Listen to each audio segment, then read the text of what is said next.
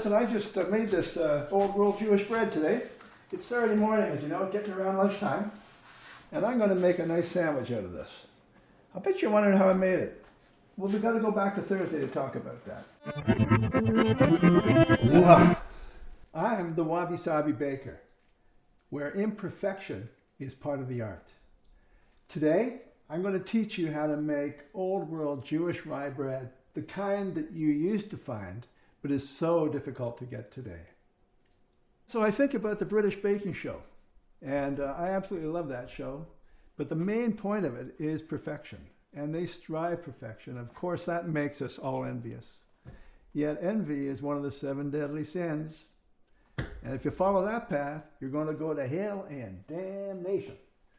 So if you take a step back and think about the show, it's the failures, the colossal failures that happen that we all love because we can relate to them. It's what we do. We generally fail when we try new things. So that is the essence of Wabi-Sabi. Wabi-Sabi is the ability to embrace imperfection and to honor the results of these experiments we do, no matter how flawed they are. To make this old world bread, you need only very basic ingredients. We need rye, of course, rye flour. We need good, strong white bread flour. We need some yeast, some salt. An optional element is caraway seed. We also need some sourdough starter, and that'll be used to create the leaven. And then we need water, and I recommend using distilled or spring water because it doesn't have chlorine, and of course chlorine is hard on the development of your biological element, that is the yeast. Finally, we're going to need a scale because, as we said, this is a chemistry experiment and we've got to be able to weigh things fairly precisely so we can repeat the process and improve as we go over time. Old world bread uses leaven, and part of it a way to introduce carbon dioxide into the bread, but also to provide some terrific flavor. So in this particular bread, what we have to do is produce a leaven, and that requires 3 stages, 3 steps, in which we increase the size of the leaven and then let it rest for 12 hours. Do it again, let it rest for 12 hours, and do it one more time. Let it rest for 12 more hours, and then we're ready to bake. The amount of work that you have to do to create this is probably only about 15-20 minutes tops. And then the rest of the time is just sitting, developing these wonderful flavors. So let me show you how you start to do this. The first thing is we have to weigh our ingredients. And for this recipe, we need 130 grams of water. So I use the scale, and I'm just pouring this water in, and I'm just topping up. So I've got about 134 grams. So rather than saying, oh, okay, that's okay, I just take out 4 grams of water. So you want to have as close as possible to 130 grams of water. And set that aside. And then for flour, all of the rye flour goes into the leaven. So it's done over this 36-hour period. So I zero this particular container. And I spoon in 120 grams of dark rye flour. The key to producing a good leaven is to have a good sourdough starter. Yeah, there's a lot of detail around sourdough starters, but they are quite forgiving. You got to remember that the gold rush workers back in the day lived in very cold cabins, log cabins, and carried this with them. So you don't have to be too precise. But what you do need to do is exercise it prior to baking, and that is to feed it every 12 hours for a couple of days and discard half of it each time you feed it so that you don't get an accumulation of lactic acid and other things that will harm the activity of the sourdough starter. So to start making the leaven, what we do is we take our water and we pour it into our container. So this is pre-measured water at room temperature. Is 130 grams. Then I'll add a couple of spoonfuls of sourdough starter. And you don't have to worry too much about the amount, but mix it up and get it blended in with the water and break it up. And that way it's more better distributed within the water. And then what I like to do is just to get a spatula and use that to help blend it in. And then simply pour in the 120 grams of rye flour and mix that in. And you want to incorporate that flour, but not much more. You don't need to work it. It'll come out with a consistency of toothpaste. So it's not runny, but it's very pasty. And so just try and get everything, all of the flour moistened. And then you can simply leave it to rest. Having mixed the leaven, I'm going to cover it with a bit of plastic wrap to keep it from drying out. And I'm going to leave it for 12 hours. All right, we've just finished mixing this levain, the initial stage here, and you see how it's rough on the surface. But after 12 hours, it's grown and it's become smooth on the surface. So we can see that the sourdough is starting to develop and create the carbon dioxide and lactic acid. At this point, we'll add another 120 grams of flour and 130 grams of water, mix that up, and after 12 hours, it will look like this. So as the final stage, we will add another 120 grams of flour and 130 grams of water to this, and let it rest for 12 hours, and then we will use this to create our dough. Now the leaven has worked away for 12 hours, and it's time to feed it. So the first thing we do to do the second stage is to take our water, 130 grams, and pour that into the existing levain, and we mix that water into the levain and get a consistent syrupy mass. And then we take the rye flour. So this is 120 grams of dark rye flour. And I mix this up, incorporate that really, really well. Just make sure it's well hydrated and well mixed. And then you can simply cover that with plastic and let it work away on its own. And we can set it aside and wait for 12 hours. Then we repeat the process.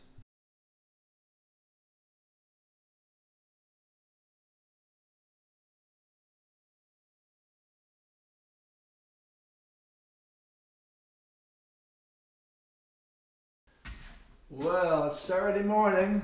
I love the weekend, and we're ready to bake the bread. So this morning when I first got up, I put the leaven and the flour that I pre-measured into the proofing oven in order to bring it up to temperature. So we will take these out and we will start the process of making bread. So the first step will be to mix the flour and the leaven together. I put a little towel under my glass bowl just to make sure that things don't break. And then I have pre-measured 600 grams of flour, and I have 180 grams of water. Now I want to warm up the water prior to putting it in, so I simply put it in the microwave and give it a bit of a wave for a few seconds, and that'll bring it up to about 90 to 100 degrees Fahrenheit. And again, the whole idea is to have your dough at proofing temperature while you're kneading.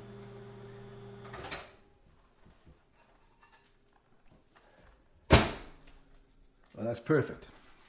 So what I like to do is pour the water into the levain and then incorporate that first.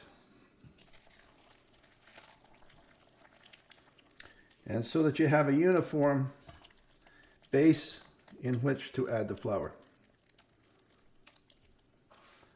So once the water has been worked through the levain, we can now add the flour. And this is pretty unceremonial. I just dump it in.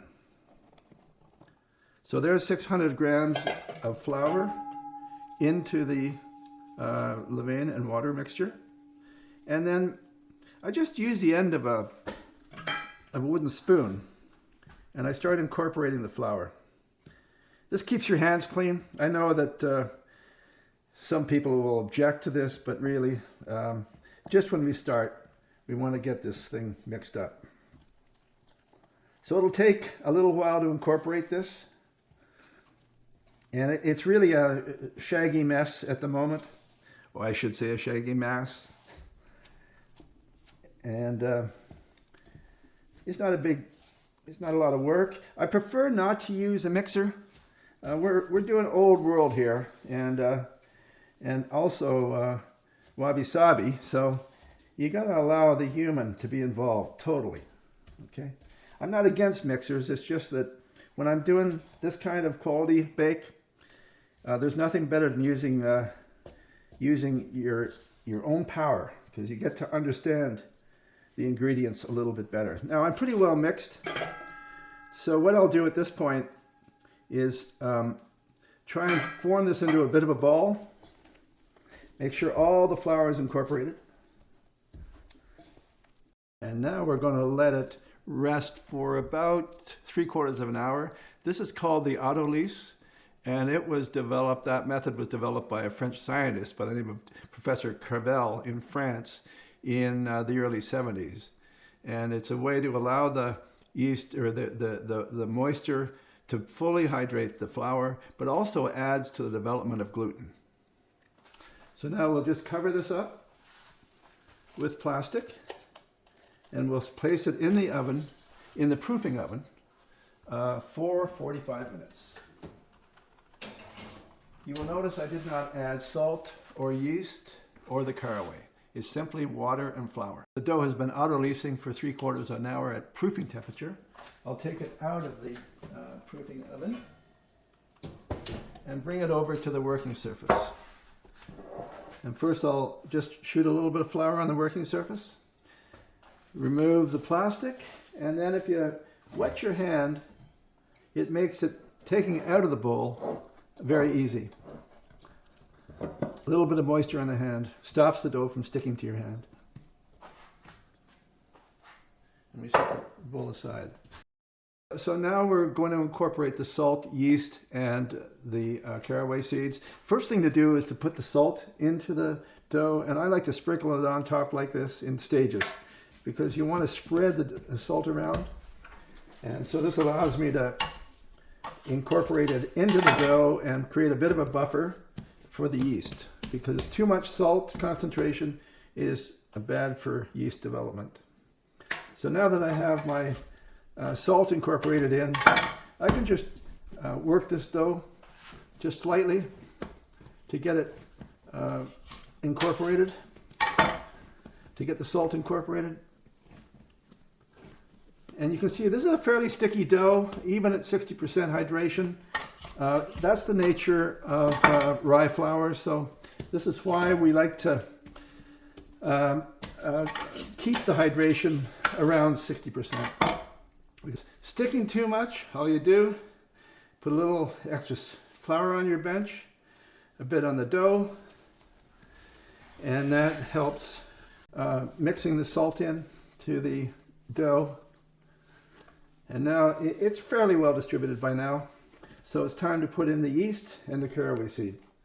So I just flatten the dough and sprinkle the yeast on top. Now this is fast rising yeast, or rapid rise yeast, and it's really handy for the weekend breaker because you can add it directly to your dough and you don't need an initial rise.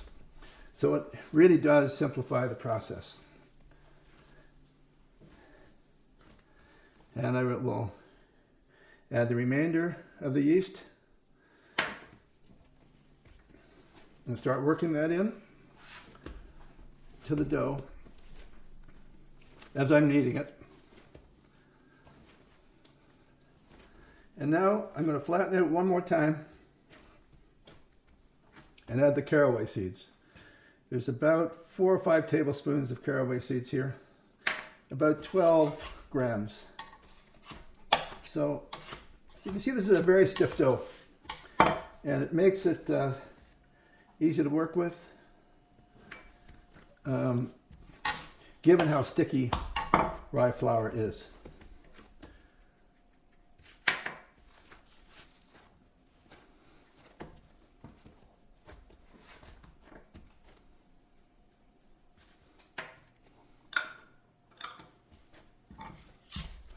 So now the serious job of kneading the dough begins. Of course, you can pick up all of the orphan caraway seeds that are lying around the bench. And now I begin kneading. And I'm going to knead this for about 15 minutes. And it's a simple, conventional knead of pressing into the dough, rotating at 90 degrees, turning it onto itself. And as you knead, you'll notice that the character of the dough starts to change. At the moment, there is a bit of stickiness to it, but again, that'll diminish as we work away here. And when you do get a little deposit like that, just take your scraper, clean off the bench, and then continue going. So the kneading is going to develop the gluten, and it's particularly important in rye bread because about 40% of the mixture is rye flour, and rye flour doesn't have the right kind of gluten that produces the strands that help bring elasticity to the dough. So in order to bring that out, we're doing 2 things. We're autolysing, and we are also kneading for an extended period of time. I find 15 minutes, it's a bit of work, but you know, it produces a result that's very, very enjoyable. Now the other thing about kneading by hand is for the casual baker, it allows you to understand doughs better. Part of the process in doing this is creating some muscle memory in your brain that says, oh yeah, well this dough is about right. Because years ago, you know, bread was made by people whose main job was that. They do it by hand in their little log cabin up in the freezing north. And they didn't have scales. They probably didn't have measuring cups. But they knew if, okay, about this amount of water, this amount of flour, but most importantly, it should feel like this when I'm kneading it.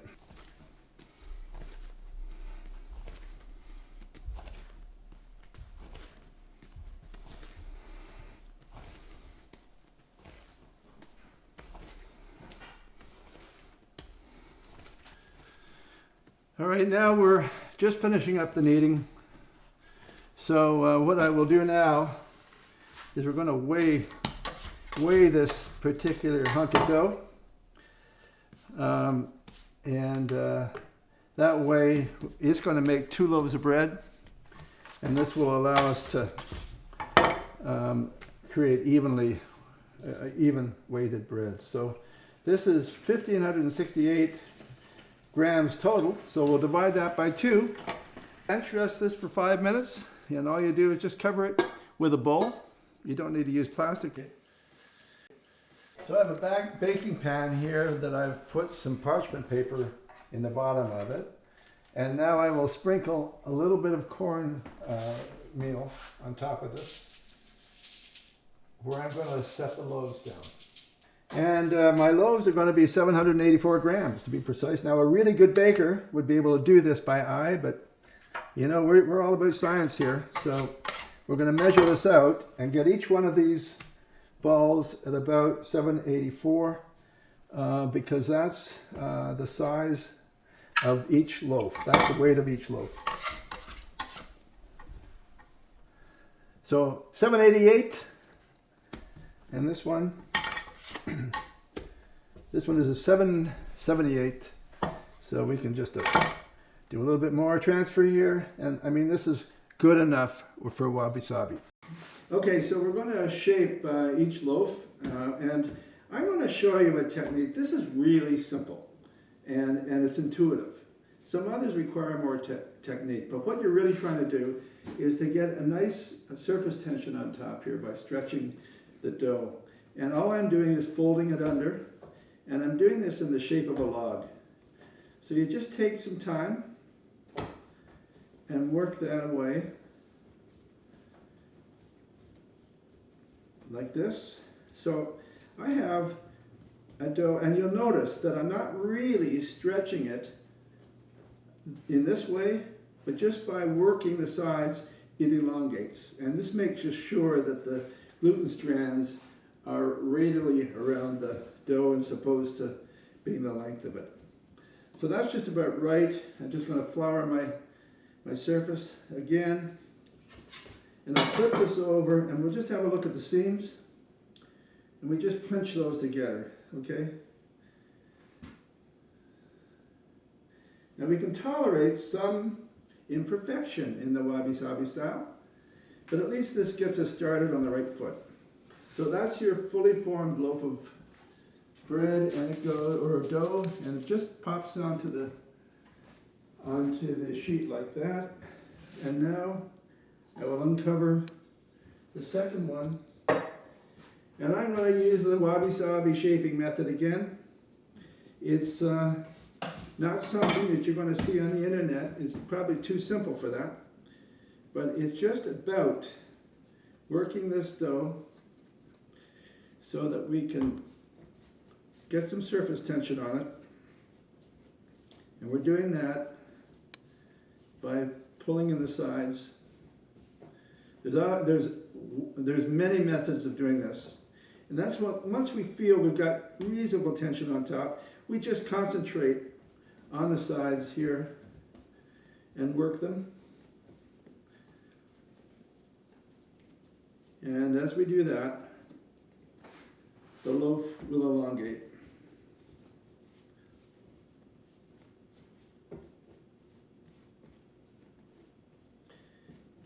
And in this case, we've got a pretty good, we've got good tension on top here.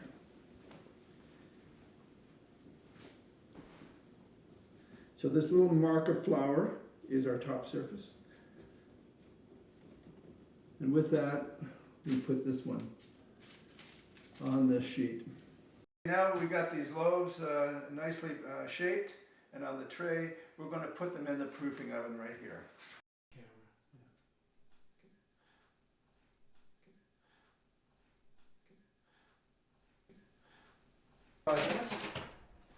So I take this out of the proofing, and we can see how large these loaves have gotten.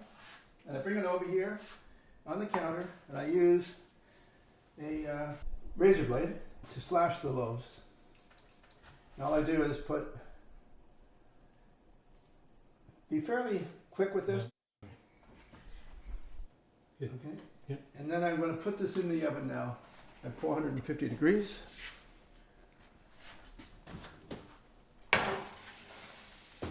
Now what I do is add some hot water into the bottom of the oven.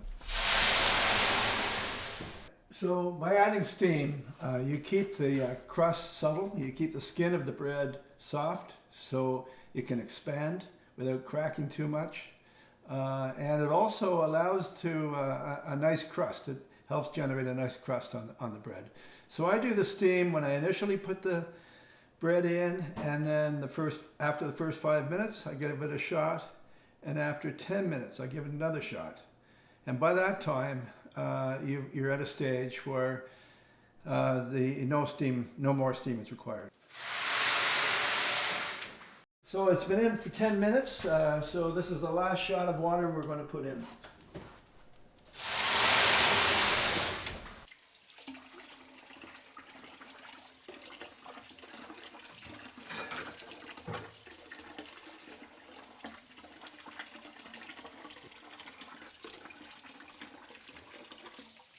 It's Saturday morning and it's getting close to lunchtime and our bread is ready. So let's have a look and see what we got.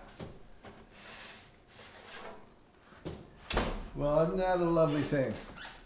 So this is the traditional old world rye bread that we made with essentially 4 basic ingredients and not a whole lot of work. I'm looking forward to having a beautiful sandwich.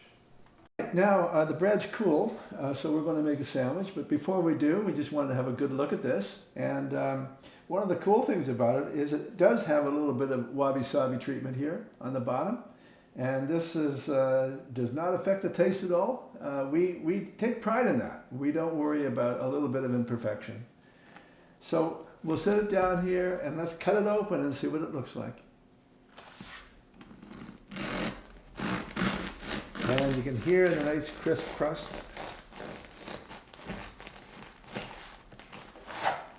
And what do we have? A lovely crumb in this bread.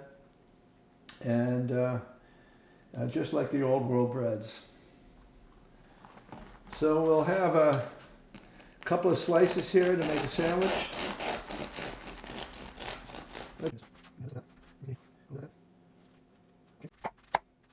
Well, I hope you enjoyed this video as much as I am going to enjoy this lovely sandwich.